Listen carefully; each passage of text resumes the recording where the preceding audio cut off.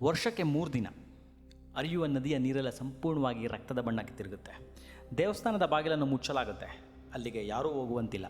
ಹೌದು, ನಾವು ಮಾತನಾಡ್ತಿರೋದು ಭಾರತದ ಅತ್ಯಂತ ರಹಸ್ಯಮಯ ಮತ್ತು ಶಕ್ತಿಶಾಲಿ ಶಕ್ತಿಪೀಠ ಅಸ್ಸಾಂನ ಕಾಮಾಖ್ಯ ದೇವಿ ದೇವಸ್ಥಾನದ ಬಗ್ಗೆ. ಆದರೆ ಈ ದೇವಸ್ಥಾನದ ಹಿಂದೆ ಇರೋ ಆ ಭಯಾನಕ ರಹಸ್ಯವೇನು?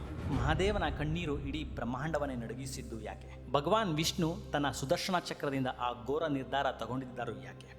ಇವತ್ತಿನ ವಿಡಿಯೋದಲ್ಲಿ ನಾವು ಶಕ್ತಿಪೀಠಗಳ ಜನನದ ಆ ರೋಮಾಂಚಕ ಮತ್ತು ನಿಗೂಢ ಇತಿಹಾಸವನ್ನು ಬಿಚ್ಚಲಿದ್ದೇವೆ. ವಿಡಿಯೋನ ಎಲ್ಲೂ ಸ್ಕಿಪ್ ಮಾಡದೆ ಕೊನೆವರೆಗೂ ನೋಡಿ, ಯಾಕಂದರೆ ಕೊನೆಯಲ್ಲಿರೋ ರಹಸ್ಯ ನಿಮ್ಮನ್ನು ಬೆಚ್ಚಿ ಬೀಳಿಸುತ್ತೆ. ಕತೆ ಶುರುವಾಗೋದು ಸತ್ಯಯುಗದಲ್ಲಿ. ದಕ್ಷ ಪ್ರಜಾಪತಿಯ ಮಗಳು ಸತೀದೇವಿ ತನ್ನ ತಂದೆಯ ಇಷ್ಟಕ್ಕೆ ವಿರುದ್ಧವಾಗಿ ದೇವರ ದೇವ ಮಹಾದೇವನನ್ನು ಮದುವೆ ಆಗ್ತಾಳೆ. ಶಿವನ ಮೇಲಿನ ದ್ವೇಷದಿಂದ ದಕ್ಷ ಪ್ರಜಾಪತಿ ಒಂದು ಹಿರಿಯ ಯಜ್ಞವನ್ನು ಹಮ್ಮಿಕೊಳ್ತಾನೆ. ಅದಕ್ಕೆ 3 ಕೋಟಿ ದೇವತೆಗಳನ್ನ ಕರೀತಾನೆ. ಆದರೆ ತನ್ನದೇ ಮಗಳು ಸತಿ ಮತ್ತು ಅಡಿಯ ಶಿವನನ್ನು ಕರೆಯೋದಿಲ್ಲ. ಅಪಮಾನದ ನಡುವೆಯೂ ಸತೀದೇವಿ ತನ್ನ ತಂದೆಯ ಮನೆಗೆ ಹೋಗ್ತಾಳೆ. ಆದರೆ ಅಲ್ಲಿ ದಕ್ಷ ಪ್ರಜಾಪತಿ ಇಡೀ ಸಭೆಯ ಮುಂದೆ ಮಹಾದೇವನನ್ನು ತೀವ್ರವಾಗಿ ನಿಂದಿಸ್ತಾನೆ. ತನ್ನ ಪತಿಗೆ ಆದ ಘೋರ ಅಪಮಾನವನ್ನು ತಡೆಯಲಾರದ ಸತೀದೇವಿ ಅದೇ ಯಜ್ಞಕುಂಡದ ಉರಿಯುವ ಕೆಂಡಕ್ಕೆ ಹಾರಿ ತನ್ನ ಪ್ರಾಣವನ್ನು ತ್ಯಾಗ ಮಾಡ್ತಾಳೆ. ಯಾವಾಗ ಸತೀದೇವಿಯ ಸಾವಿನ ಸುದ್ದಿ ಕೈಲಾಸ ಪರ್ವತವನ್ನು ತಲುಪುತ್ತೋ ಮಹಾದೇವ ಕೋಪದಿಂದ ಉರಿದು ಹೋಗ್ತಾನೆ. ಶಿವನ 3ನೇ ಕಣ್ಣು ತೆರೆಯುತ್ತೆ. ವೀರಭದ್ರನ ಜನ್ಮವಾಗುತ್ತೆ. ವೀರಭದ್ರ ದಕ್ಷನ ಶಿರಚ್ಛೇದ ಮಾಡ್ತಾನೆ. ಆದರೆ ಶಿವನ ಕೋಪ ಅಲ್ಲಿಗೆ ನಿಲ್ಲೋದಿಲ್ಲ. ಪತ್ನಿಯ ಅಗಲಿಕೆಯ ದುಃಖದಿಂದ ಮಹಾದೇವ ಸತಿಯ ಮೃತದೇಹವನ್ನು ತನ್ನ ಹೆಗಲ ಮೇಲೆ ಹಾಕಿಕೊಂಡು ಬ್ರಹ್ಮಾಂಡದಾದ್ಯಂತ ರೌದ್ರ ತಾಂಡವಾಡಲು ಶುರು ಮಾಡ್ತಾನೆ. ಶಿವನ ಪ್ರತಿಯೊಂದು ಹೆಜ್ಜೆಗೂ ಭೂಮಿ ನಡುಗುತ್ತೆ. ಆಕಾಶ ಸೀಳಿ ಹೋಗುತ್ತೆ. ಮಹಾದೇವನ ಕಣ್ಣಿನಿಂದ ಸುರಿದ ಕಣ್ಣೀರು ಇಡೀ ಸೃಷ್ಟಿಯನ್ನೇ ಮುಳುಗಿಸುವಂತೆ ಇರುತ್ತೆ. ಶಿವನ ಈ ರೌದ್ರಾವತಾರ ನೋಡಿ 3 ಕೋಟಿ ದೇವತೆಗಳಿಗೂ ಬೆದರಿ ಹೋಗ್ತಾರೆ. ಜಗತ್ತಿನ ವಿನಾಶ ಗ್ಯಾರಂಟಿ ಅಂತ ಗೊತ್ತಾಗುತ್ತೆ. ಈ ಮಹಾಪ್ರಳಯವನ್ನು ತಡೆಯಲು ದೇವತೆಗಳೆಲ್ಲ ಭಗವಾನ್ ವಿಷ್ಣುವಿನ ಮೊರೆ ಹೋಗ್ತಾರೆ. ಶಿವನ ಗಮನವನ್ನು ಬೇರೆಡೆ ಸೆಳೆಯದಿದ್ದರೆ ಜಗತ್ತು ಉಳಿಯಲ್ಲ ಅಂತ ವಿಷ್ಣುವಿಗೆ ಅರ್ಥವಾಗುತ್ತೆ. ಆಗ ವಿಷ್ಣು ಒಂದು ಕಠಿಣ ನಿರ್ಧಾರ ತಗೋತಾನೆ. ತನ್ನ ಸುದರ್ಶನ ಚಕ್ರವನ್ನು ಪ್ರಯೋಗಿಸಿ ಶಿವನ ಹೆಗಲ ಮೇಲಿದ್ದ ಸತೀದೇವಿಯ ಮೃತದೇಹವನ್ನು ತುಂಡುತುಂಡಾಗಿ ಮಾಡ್ತಾನೆ. ಹೀಗೆ ಸತೀದೇವಿಯ ದೇಹದ ಭಾಗಗಳು ಮತ್ತು ಆಭರಣಗಳು ಭೂಮಿಯ ಬೇರೆ ಬೇರೆ 51 ಜಾಗಗಳಲ್ಲಿ ಬಂದಿರುತ್ತವೆ.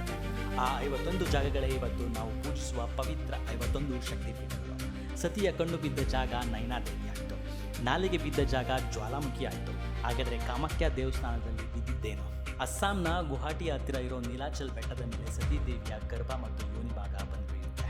ಇದೇ ಜಾಗ ಇವತ್ತಿನ ಕಾಮಾಖ್ಯ ದೇವಿ ದೇವಸ್ಥಾನ. ಇಲ್ಲಿ ಯಾವುದೇ ದೇವಿಯ ಮೂರ್ತಿ ಇಲ್ಲ. ಬದಲಿಗೆ ಕಲ್ಲಿನ ರೂಪದಲ್ಲಿರೋ ಯೋನಿ ಭಾಗವನ್ನು ದೇವಿಯ ಸ್ವರೂಪವಾಗಿ ಪೂಜಿಸಲಾಗುತ್ತೆ. ಇಲ್ಲಿ ಪ್ರತಿ ವರ್ಷ ಜೂನ್ ತಿಂಗಳಲ್ಲಿ ಅಂಬುಬಾಚಿ ಮೇಳ ನಡೆಯುತ್ತೆ. ಈ ಸಮಯದಲ್ಲಿ ದೇವಿ ಮುಟ್ಟಾಗ್ತಾಳೆ, ಅಂದರೆ ಋತುಮತಿ ಆಗ್ತಾಳೆ ಅನ್ನೋದು ನಂಬಿಕೆ. ಆ 3 ದಿನ ಇಡೀ ದೇವಸ್ಥಾನದ ಬಾಗಿಲನ್ನು ಮುಚ್ಚಲಾಗುತ್ತೆ. ವಿಶೇಷ ಅಂದರೆ ಆ ಸಮಯದಲ್ಲಿ ದೇವಸ್ಥಾನದ ಹತ್ತಿರ ಹರಿಯೋ ಬ್ರಹ್ಮಪುತ್ರ ನದಿಯ ನೀರು ಸಂಪೂರ್ಣವಾಗಿ ರಕ್ತ ಬಣ್ಣಕ್ಕೆಂದಿರುತ್ತೆ. ವಿಜ್ಞಾನಿಗಳು ಕೂಡ ಇದಕ್ಕೆ ಇವತ್ತಿನವರೆಗೂ ಪಕ್ಕಾ ಕಾರಣ ಹುಡುಕಲು ಸಾಧ್ಯವಾಗಿಲ್ಲ. 4ನೇ ದಿನ ಬಾಗಿಲು ತೆರೆದಾಗ ಭಕ್ತರಿಗೆ ದೇವಿಯ ಸ್ಪರ್ಶವಾದ ಕೆಂಪು ಬಟ್ಟೆಯನ್ನು ರಕ್ತವಸ್ತ್ರ ಪ್ರಸಾದವಾಗಿ ಕೊಡಲಾಗುತ್ತೆ. ಇದನ್ನು ಪವಾಡ ಅನ್ಬೇಕು ಅಥವಾ ದೈವಶಕ್ತಿ ಅನ್ಬೇಕು, ನೀವೇ ಹೇಳಿ. ಸ್ನೇಹಿತರೆ, ಕಾಮಾಖ್ಯ ದೇವಿ ಕೇವಲ ಒಂದು ದೇವಸ್ಥಾನ, ಅದು ಸೃಷ್ಟಿಯ ಜನ್ಮಸ್ಥಳದ ಸಂಕೇತ. ಪ್ರಕೃತಿಯ ನಿಯಮವನ್ನು ನೆನಪಿಸುವ ಮಹಾಶಕ್ತಿ ಕೇಂದ್ರ. ಅಹಂಕಾರ ಪಟ್ಟ ದಕ್ಷನ ನಾಶ, ಪತ್ನಿಯ ಮೇಲಿನ ಶಿವನ ಅತಿರೇಕದ ಪ್ರೀತಿ, ಬ್ರಹ್ಮಾಂಡ ರಕ್ಷಣೆಗಾಗಿ ವಿಷ್ಣು ತೆಗೆದುಕೊಂಡ ಕಠಿಣ ನಿರ್ಧಾರ, ಇವೆಲ್ಲದರ ಸಾಕ್ಷಿಯೇ ಈ ಶಕ್ತಿಪೀಠಗಳು. ವಿಜ್ಞಾನ ಎಷ್ಟು ಮುಂದುವರೆದ್ರೂ ಭಾರತದ ಇಂಥ ಸನಾತನ ರಹಸ್ಯಗಳ ಮುಂದೆ ಇವತ್ತಿಗೂ ತಲೆ ಬಾಗಲೇಬೇಕು. ನಿಮ್ಗೇನು ಅನಿಸುತ್ತೆ ಕಾಮಾಖ್ಯ ದೇವಿಯ ಈ ರಹಸ್ಯದ ಬಗ್ಗೆ? ನಿಮ್ಮ ಅನಿಸಿಕೆಯನ್ನು ಕೆಳಗೆ ಕಮೆಂಟ್ ಮಾಡಿ ತಿಳಿಸಿ. ವಿಡಿಯೋ ಇಷ್ಟ ಆಗಿದರೆ ದಯವಿಟ್ಟು ಲೈಕ್ ಮಾಡಿ, ನಿಮ್ಮ ಫ್ರೆಂಡ್ಸ್ ಜೊತೆ ಶೇರ್ ಮಾಡಿ ಮತ್ತು ಇಂತಹದೇ ರೋಮಾಂಚಕ ರಹಸ್ಯಗಳಿಗಾಗಿ ನಮ್ಮ ಚಾನಲ್ಗೆ ಈಗಲೇ ಸಬ್ಸ್ಕ್ರೈಬ್ ಮಾಡಿ ಮತ್ತು ಫಾಲೋ ಆಗಿ. ಜೈ ಮಾ ಕಾಮಾಖ್ಯ ದೇವಿ.